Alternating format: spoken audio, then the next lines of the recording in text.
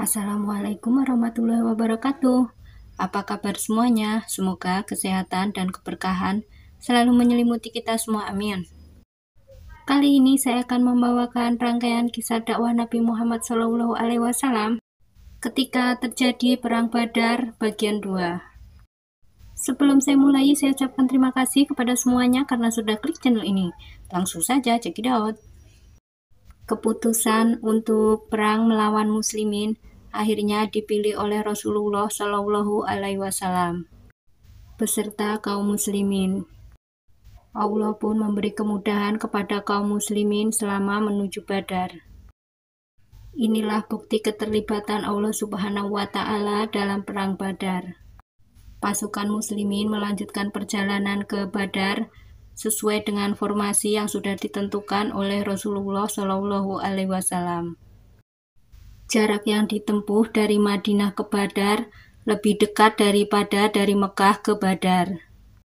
Jika tidak ada halangan, maka kaum muslimin akan lebih dulu tiba di Badar daripada kaum musyrikin.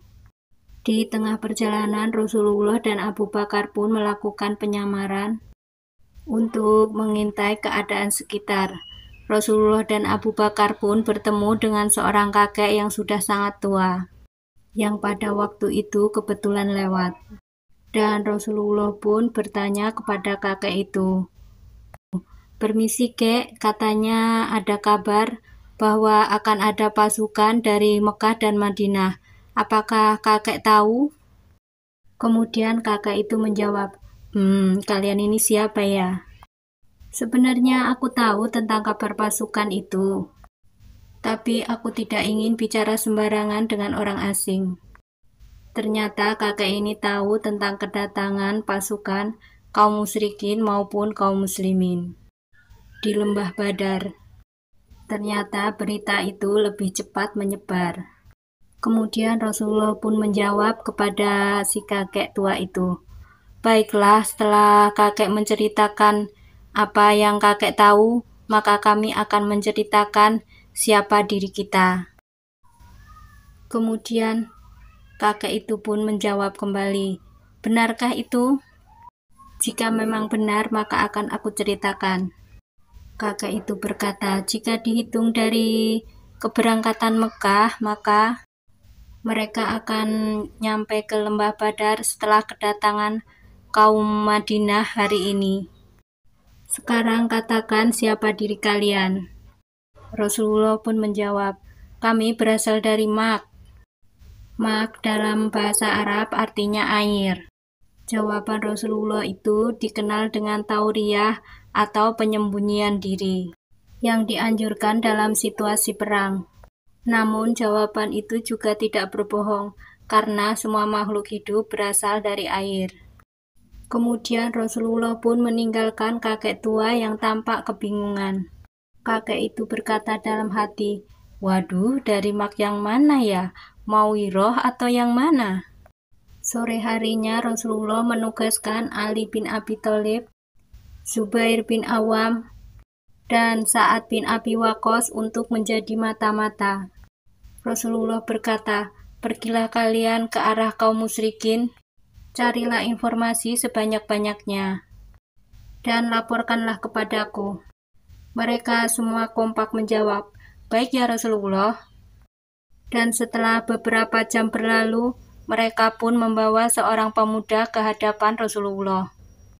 Kemudian Rasulullah pun memberi pertanyaan yang sangat detail terhadap pemuda tersebut.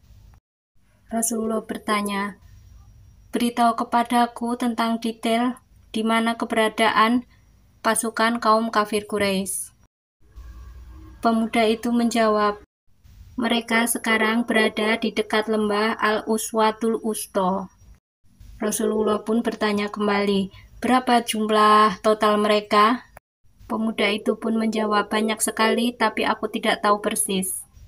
Rasulullah bertanya lagi, "Lalu berapa ekor binatang yang mereka sembelih setiap hari?" Pemuda itu pun menjawab kembali, "Setiap satu hari mereka menyembelih 9 ekor unta. Lalu besoknya lagi 10 ekor. Rasulullah pun berkata kepada diri sendiri, Menurutku mereka itu jumlahnya 900 sampai 1000 orang. Rasulullah pun menyimpan informasi tersebut agar nyali para pejuang perang kaum Badar nyalinya tidak ciut. Karena ternyata jumlah kekuatan musuh 3 kali lipat dari jumlah mereka. Kemudian Rasulullah pun menyusun strategi yang terbaik untuk kaum muslimin. Rasulullah pun bertanya kembali, siapa saja para petinggi dan bangsawan yang ikut berperang? Pemuda itu pun kembali menjawab, ada Abu Jahal bin Hisham, kemudian ada Utbah bin Saibah, kedua putra Robi'ah, Haris bin Amr, Umayyah bin Khalaf, dan masih banyak yang lainnya. Rasulullah Shallallahu Alaihi Wasallam pun sangat kaget dan tidak menyangka semua petinggi kaum kafir Quraisy ikut dalam perang Badar tersebut. Setelah mengakhiri pertanyaan kepada pemuda tersebut, Nabi Muhammad Shallallahu Alaihi Wasallam pun langsung menemui para pasukan yang sedang beristirahat. Rasulullah pun berkata, wahai sahabatku, Mekah telah menyerahkan jantung hatinya kepada kita. Jadi kita harus segera pergi malam ini untuk menentukan wilayah markas. Para sahabatnya pun menjawab, baiklah wahai Rasul, kami akan segera bersiap-siap. Kemudian Allah Subhanahu wa Ta'ala pun menurunkan hujan deras dari langit. Hujan yang diturunkan oleh Allah Subhanahu wa Ta'ala itu membuat langkah kaum muslimin menjadi lebih ringan. Hujan memudahkan kaum muslimin saat berjalan di atas pasir. Dan hujan itu dapat mengisi persediaan air serta dapat untuk bersuci. Dan keesokan harinya ketika matahari berada di atas ubun-ubun, pasukan muslimin sudah tiba di lembah Badar. Rasulullah mengarahkan pasukan ke arah sumber air yang mendekati musuh. Rasulullah pun berkata, mari kita tutup semua sumber air yang ada di dekat sini, agar pasukan musuh tidak mempunyai persediaan air sama sekali. Sa'ad bin Mu'adz pun memberikan usul untuk mendirikan tenda pemantau sebagai tempat bernaung Rasulullah. Para sahabat itu pun berkata kepada Rasulullah, wahai Rasulullah, bagaimana kalau kita membuatkan tenda pemantau untuk Rasulullah, agar Rasulullah lebih mudah memantau? Rasulullah pun menjawab, baiklah, dirikan saja dan semoga Allah Subhanahu wa Ta'ala memberkatimu. Kemudian kaum muslimin pun mendirikan tenda di tempat yang lebih tinggi, tepatnya di sebelah timur medan perang. Sa'ad juga menunjuk beberapa orang untuk menjaga Rasulullah. Seharian penuh pasukan muslimin bekerja keras. Dan sekarang saatnya untuk beristirahat. Tiba-tiba kaum muslimin terserang kantuk yang tidak tertahankan. Namun sebelum terlelap, kaum muslimin pun disemangati Rasulullah untuk terus berperang jihad di jalan Allah. Rasulullah berkata, tenangkanlah kalian hari ini untuk menghadapi perang di hari esok. Karena Allah Subhanahu wa Ta'ala telah menjanjikan kemenangan untuk kita semua. Semua orang pun sudah terlelap dengan posisi tidurnya masing-masing. Hanya Rasulullah yang tidak bisa tidur. Rasulullah pun sholat dan memanjatkan doa kepada Allah Subhanahu wa Ta'ala untuk kemenangan kepada kaum muslimin besok. Malam ini adalah malam Jumat 17 Ramadan. 1 hari sebelum peristiwa Badar, Allah menunjukkan keterlibatannya dalam perang Badar ini. Sebagaimana disebutkan dalam Al-Quran surat Al-Anfal ayat 11.